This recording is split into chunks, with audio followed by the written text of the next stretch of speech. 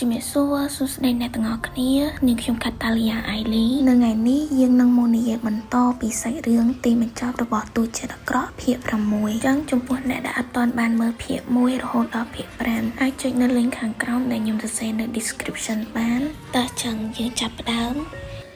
បន្ទាប់ពីការសន្លប់បាត់បង់ស្មារតីអស់រយៈពេល4ថ្ងៃកន្លងមកនេះរួមជាមួយនឹងសុបិនអាក្រក់ទាំងនោះខ្ញុំបានដឹងខ្លួនមកវិញហើយអ្នកបម្រើស្រីអាម៉ាលីនៅពេលដែលឃើញម្ចាស់ស្រីរបស់ខ្លួនញាក់ដឹងខ្លួនបែបនេះហើយក៏មិនចេញស្នាមញញឹមរីករាយឡើងមករួចក៏បន្តនិយាយរឿងរ៉ាវដែលបានកើតឡើងនៅក្នុងកំឡុងពេលដែលភីណាល់បានសន្លប់មិនដឹងខ្លួននោះថាអ្នកប្រុសទី1បានរត់3អ្នកនាងត្រឡប់មកវិញទាំងទឹកមុខស្លេកស្លាំងចំណែកឯលោកប្រុសទី2ក៏សម្រុកទៅរាជវាំងនៅពេលដែលឮដំណឹងនេះរហូតដល់មេកាភីណាល់ត្រូវទៅហាមឃាត់គាត់នៅពេលដែលឮបាននេះហើយភីណាល់នាងមិនចង់ជឿនោះទេថាពួកគេនឹងព្រួយបារម្ភពីនាងបែបនេះក្រោយមកមេកាភីណាល់បានមកគោះទ្វារបន្ទប់របស់ភីណាល់លោកម្ចាស់ចង់ជួបនាងពេលដែលចេញពីបន្ទប់នៅតាមផ្លូវទៅជួបលោកកញ្ញាមេកាភីណាល់បែរជាបញ្ចេញអាកប្បកិរិយាគោរពនិងផ្ដល់កិត្តិយសដល់ភីណាល់ណាស់ឲ្យខុសពីរាល់ដងហើយសូម្បីតែអ្នកបម្រើនៅជុំវិញនោះក៏ដូចគ្នាដែររហូតដល់ភីណាល់នាងឆ្ងល់ហើយថាមានរឿងអ្វីកើតឡើងនៅពេលដែលបានមកដល់បន្ទប់របស់លោកកញ្ញាហើយឪពុកនិងកូនក៏អង្គុយទល់មុខគ្នានៅលើសាឡុងរៀងខ្លួនថាមិនទាន់បាននិយាយអ្វីផងភីណាល់នាងក៏លុតជង្គង់ចុះបាត់ទៅហើយដើម្បីសុំទោសលោកកញ្ញាដោយគិតថាភាពចលាចលនៅរាជវាំងនោះគឺបង្កឡើងដោយសារតែនាងហើយក៏ត្រៀមខ្លួននឹងទទួលទោសគ្រប់យ៉ាងម្យ៉ាងវិញទៀតនាងក៏គិតថាលោកកញ្ញាហៅមកជួបលើកនេះក៏ជាដាក់ទោសនិងស្ដីបន្ទោសនាងជាមិនខានប៉ុន្តែវាមិនមែនបែបនេះនោះទេគាត់ហៅនាងមកលើកនេះគឺដើម្បីសួរកូនស្រីថាមានរឿងអ្វីកើតឡើងឲ្យប្រកាសរវាងភីណាល់និងព្រះអង្គម្ចាស់នៅឯរាជវាំងតែប៉ុណ្ណោះទើបគាត់ដេញឲ្យនាងងើបឡើងវិញហើយឆ្លើយតបនឹងគាត់ភីណាល់នាងក៏ប្រាប់ទៅថាដោយសារតែទ្រង់អារម្មណ៍មិនល្អទើបយកដាវមកភ្ជុងនាងនិយាយដល់ត្រឹមនេះលោកអង្គញាក៏ច្រឡោតស្រែកទាំងកំហឹងថាលុះត្រាតែទ្រង់គឺជាឆ្កែឈួតតែប៉ុណ្ណោះទើបហ៊ានយកដាវមកភ្ជុងកអ្នកនាងអភិជនបែបនេះលោកម្ចាស់ជេរចំបែបនេះហើយសូម្បីតែសម័យខ្លួនដែលនៅឯរាជវាំងឯណោះក៏រមាស់ត្រជាក់ដែរព្រោះវាចំកណ្ដាលមុខពេកហើយទើបក្រោយមកលោកម្ចាស់ក៏មិនថយសម្លេងមកសួរសុខទុក្ខរបស់កូនស្រីវិញនិងបន្តទៀតថាតើព្រះអង្គម្ចាស់ធ្វើបែបនេះទៅហើយអញ្ចឹងយកឱកាសនេះទៅប្រឆាំងនឹងទ្រង់ទៅចោះស្ថានភាពរាជវាំងបច្ចុប្បន្ននេះពិបាកក្នុងការរក្សាភាពអព្យាក្រឹតណាស់ភីណាល់ឯងនឹងបានរង្វាន់ក្នុងការបង្កើតឱកាសនេះតែឯងចង់បានអ្វីភីណាល់នាងក៏តបទៅវិញតាំងមិនសូវយល់ថាចាំខ្ញុំគិតមើលសិនរួចចាំប្រាប់លោកប៉ាពេលក្រោយហើយនាងក៏ដើរចេញពីបន្ទប់របស់លោកអង្ញាទៅអ្នកទាំងអស់គ្នាដឹងអត់អ្នកអង្គម្ចាស់ទី1ដែលមាននាមថាកាលីតូនោះទោះមាននាមជាព្រះអង្គម្ចាស់ក៏ពិតមែនតែបន្ទាប់ពីមេដាទ្រង់សោយទីវង្គតទៅមានមនុស្សតិចតួចណាស់ដែលបានគាំទ្រទ្រង់ហើយនៅអំឡុងពេលដែលទ្រង់កំពុងតែនៅសមរភូមិមេដាព្រះអង្គម្ចាស់ទី2បានគ្រប់គ្រងរាជវាំងស្ទើរតែពាក់កណ្ដាលទៅហើយដូច្នេះហើយតំណែងព្រះមហាក្សត្រគឺគ្មានស្ថិរភាពទេក្រឡេកមកមើលភីណាល់នេះវិញអេក្រង់ប្រព័ន្ធហ្គេមក៏លោតឡើងមកប្រាប់ថាទំនាក់ទំនងល្អនឹងគេឈ្មោះនាងបានកើនឡើង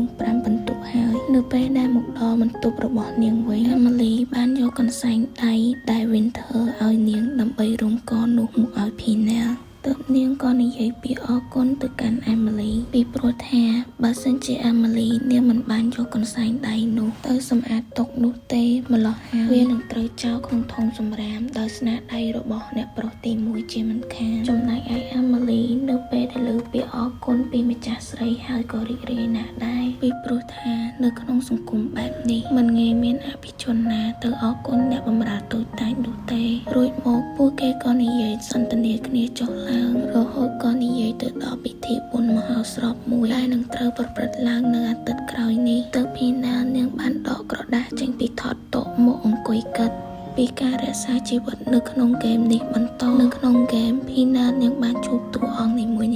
នៅក្នុងពិធីធំដុំអ្វីមួយដូចជា Derek និង Renol ជួបនាងនៅក្នុងវិមានបន្តមកគឺព្រះអង្គម្ចាស់ទី1 Kalito និង Winter នៅក្នុងរាជវាំងហើយពេលនេះនៅសល់តែមួយទេនៅក្នុងចំណោមតួអង្គទាំង5 គឺអ៊ីក្លាយពីណែលនាងមិនដែលបានជួបអ៊ីក្លាយនៅពេលដែលនាងលេងនៅក្នុងវគ្គពិបាកនោះទេព្រោះរវល់តែស្លាប់ពេកតែនៅក្នុងវគ្គធម្មតាគេប្រាប់ថាអ៊ីក្លាយត្រូវបានលោកអង្ញាអាកាសនាំមកអញ្ចឹងពីណែលនាងត្រូវតែទៅរកអ៊ីក្លាយឲ្យបានមុនលោកអង្ញានៅក្នុងពិធីបុណ្យស្រពនោះពីព្រោះថាបើមិនអាចសម្លាប់ខ្លួនហើយត្រឡប់ទៅពិភពដើមវិញទេអញ្ចឹងនាងនឹងបញ្ចប់ហ្គេមនេះជាមួយនឹងការកសាងភាគរយការពេញចិត្តជាមួយគោលដៅតួអង្គដែលស្រួលបំផុតជីវិតរបស់ខ្ញុំពឹងទៅលើលោកហើយ The Life Eclipse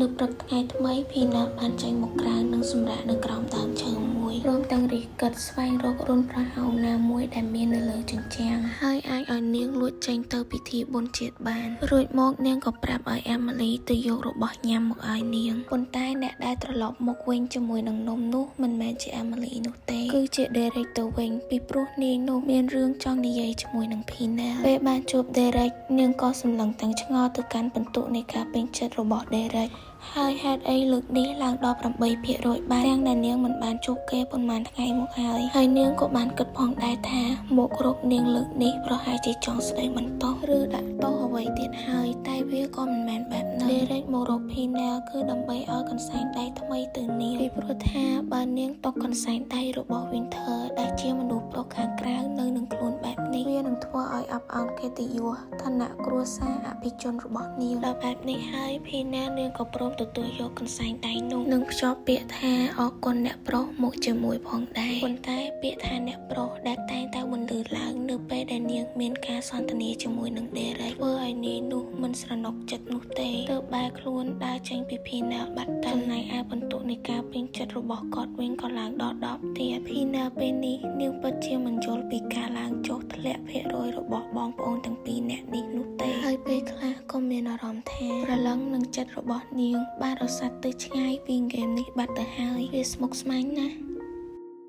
នៅថ្ងៃបន្ទាប់ទីបំផុត Pina នាងក៏បានរកឃើញរុនចិញ្ចាំងដែលអាចឲ្យនាងលួចចេញពីវិមានបានហើយអាចរកឃើញនឹងគឺដោយសារតែចំពុកជើងដួលនិងដុំថ្មដែលនៅគៀននោះនឹងឯងតាមពិតទៅនាងក៏អាចសុំការអនុញ្ញាតពីលោកអង្ញាចេញទៅខាងក្រៅបានដោយលក្ខខណ្ឌត្រូវមានអ្នកការពារទៅជាមួយប៉ុន្តែដោយសារតែនាងចូលរួមពិធីបុណ្យជាតិនោះដើម្បីស្វែងរកអ៊ីក្លាយនៅឯផ្ទះដេញថ្លៃទើបនាងត្រូវលួចចេញមកដោយសម្ងាត់ហើយស្រាប់តែពេលនោះ Reno បានមកឃើញ Pina រួចក៏ដឹងថា Pina នាងចង់លួចចេញពីវិមានទើប Reno ហាមនាងមិនឲ្យធ្វើបែបនេះនឹងឲ្យទៅសុំលោកអង្ញាឲ្យបានស្រួលបួលទៅហើយម្យ៉ាងវិញទៀតជញ្ជាំងនឹងត្រូវបានសាងសង់យ៉ាងខ្ពស់ដល់ថ្នាក់នេះក៏ព្រោះតែ Pina នៅពីក្មេងធ្លាប់លួចចេញទៅក្រៅពេលនោះនាងត្រូវពួកណៃជេរមិនស្ទើរទេប៉ុន្តែ Pina នាងបានបដិសេធទើប Reno គេមិនដឹងនិយាយយ៉ាងម៉េចទៀតក៏ដើរចេញទៅបាត់ទៅចំណែកឯបន្ទុកនៃការពេញចិត្តរបស់ Reno បានឡើងដល់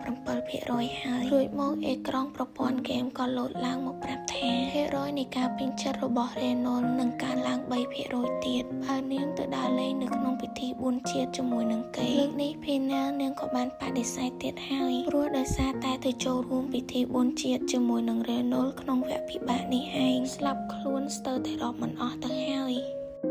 ពេលវេលាក៏កាត់មកដល់ពេលយប់នៅបន្ទប់របស់ Pina ឯនេះវិញនាងបានចងក្រណាត់ភ្ជាប់គ្នាជាច្រើនដើម្បីអាចឲ្យនាងតោងចុះទៅក្រោមរួមជាមួយនឹងរង្វាន់ជាសែតលុយដែលសូមលោកអង្ញាគិតពីលើកមុននោះតែថាក្រណាត់នឹងវានៅតែខ្លីដដែលគេអាចឲ្យនាងតោងចុះត្រឹមពាក់កណ្ដាលអគារតែប៉ុណ្ណោះពេលនេះ Pina នាងកំពុងស្រែកអង្វររកព្រះឲ្យជួយហើយបើលោតទៅក្រោមវាខ្ពស់ពេកហើយបើតោងទៅលើវិញក៏មិនកើតតែស្រាប់តែពេលនោះ Reno ដែលនៅបន្ទប់ក្រោមនាងក៏អាចកតាមបង្អួចចេញមកទាំងស្លន់ហើយថាឲ្យស្រែកស្ដីនាងថាចង់ធ្វើស្អីហ្នឹងតើក្មេងស្រីអាយុប្រហែលនាងសម័យនេះចង់ចេញទៅលេងនៅខាងក្រៅតតែផ្លោះចិញ្ចាំងបែបនេះមែនទេស្ដីឲ្យ Pina មិនតាន់ចប់ផងដោយឃើញថាកំណាត់ខ្សែវារៀបនឹងដាច់ទៅហើយទើបគេឲ្យនាងប្រឡែងដៃហើយហក់ចុះមកបន្ទាប់មក Reno ក៏លោតទៅចាប់បីនាងកុំឲ្យធ្លាក់ដល់ដីពេលចុះមកដល់ក្រោមហើយ Reno ក៏បានដាក់ Pina ចុះហើយសួរដេញដោល Pina ថាមិនក៏លួចចេញពីវិមានតាំងកណ្ដាលយប់បែបនេះដោយឆ្លៀតគំរាមថាបើនាងមិននិយាយទេគេនឹងទៅប្រាប់លោកអង្ ញ្ញាតែទោះបីជាមេបញ្ហានឹងប្រឹងគំរាមយ៉ាងណាក៏ដោយក៏ភីណានាងមិននិយាយដែរហើយព្រមទាំងដេញអាប៉ែនឹងឲ្យចាញ់មិនចាំបាច់មកខ្វល់នឹងបារម្ភពីនាងទេដល់ពេលនាយធ្វើអ្វីភីណាមិនកើតនាយក៏ចង់ចេញទៅជាមួយភីណាតែថាភីណានាងក៏និយាយតបទៅវិញថាក្រែងស្អប់ខ្ញុំណាស់ហើយហេតុអីក៏ចង់មកតាមខ្ញុំម្ល៉េះអាប៉ែនឹងឮបែបនេះហើយក៏ស្រែកជំទាវឡាំប៉ាតែម្ដងថ្នាក់ភីណានាងត្រូវលើកដៃចង្អុលប្រាប់ថាឲ្យស្ងាត់ទៅហើយភីណានាងមិនដឹងថាត្រូវចាត់ការយ៉ាងម៉េចទៀតទេទើបឲ្យនាយនោះមកតាមខ្លួនរឿងបានកាន់មកដល់ពេលពីរនាក់នេះមកអង្គុយរកប្រឡោះចិញ្ចាំងលួចចេញទៅក្រៅហើយអ្នកទាំងអស់គ្នាដឹងអត់ប្រឡោះចិញ្ចាំងនឹងប្រើសម្រាប់ឆ្កែចេញចូលទេតែមើលទង្វើពីអ្នកបងប្អូននឹងទៅលែងខ្វល់ហើយដោយរៀបនឹងលូនចេញទៅក្រៅហើយដេរ៉េកក៏បានមកឃើញពួកគេចំណែកឯម្នាក់ភ័យឡើងចង់ខាំងបេះដូងទៅពេលដេរ៉េកសួរពួកគេនិយាយមិនចង់ចេញនោះទេទៅក្រោយមករេណូលគេក៏ប្រាប់ទៅថាចង់ចេញទៅចូលរួមពិធីបុណ្យជាតិចំណែកឯដេរ៉េកដល់ពេលមកឃើញហើយថាពួកនឹងកំពុងធ្វើអ្វីតែក៏មិនមាត់ហើយនៅរកលេសថាបើតាមច្បាប់អភិជនត្រូវតែមានអង្គរៈ2នាក់ដើរតាមនៅពេលចេញទៅក្រៅដូច្នេះហើយខ្ញុំនឹងទៅជាមួយអ្នកទាំងពីរដែរហើយមើលគេនិយាយដល់ពេលចឹងទៅអេដមីនចង់សួរអាគាត់នឹងថាចាមកតំណែងនេះឯងនឹងជាអង្គរៈឬក៏យ៉ាងម៉េចបើចង់ទៅជាមួយភីណាចាំបាច់បន្ទាបឋានៈអភិជនរបស់ខ្លួនឯងដល់ថ្នាក់នឹងផងអីអេដមីនសូមអត់យល់ទេ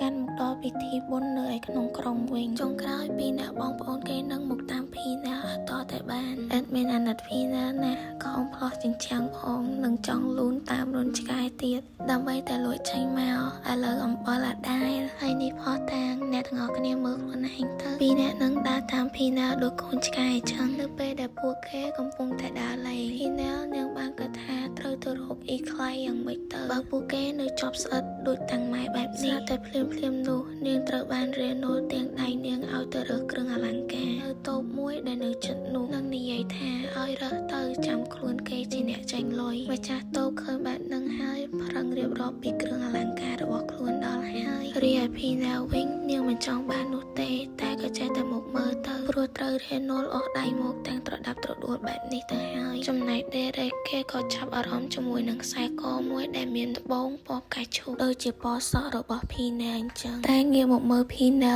វិញត្បូងពេជ្រកែវកងមកកណោអត់រើសទេបែរជាទៅរើសរបាំងមុខពណ៌សនោះទៅវិញហើយមើល3នាក់នឹងទៅគ្នាឈរមើលមិនដឹងហួសចិត្តយ៉ាងណាទេដល់ពេលឃើញចឹងរេណូលក៏មកខ្សឹបសួរភីណាថាប៉ុន្មានថ្ងៃនឹងអត់មានកើតអីណា